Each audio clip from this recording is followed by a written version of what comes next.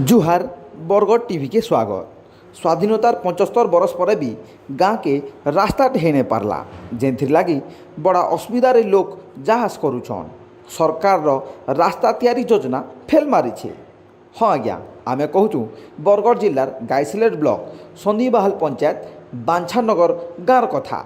बांछानगर 2 kilometre रास्ता अवस्था कहले नहीं सरे। ई रास्ता बरगढ़ जिला बांछानगर गाँव बलांगीर जिला केन्दुमुंडी सीमा तक संजोग करिछे।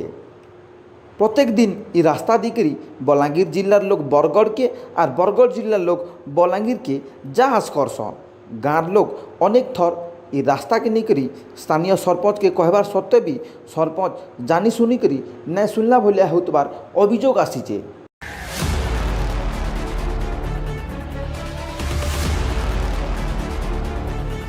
देखुन ई भिजुआल, देखुन रास्तार अवस्था केनता होइछे।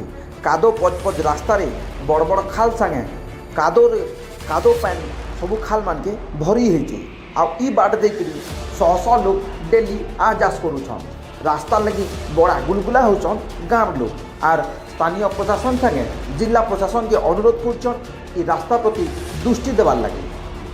देखबार के रहला प्रशासन तार उपरे काना पदक्षेप नउछे।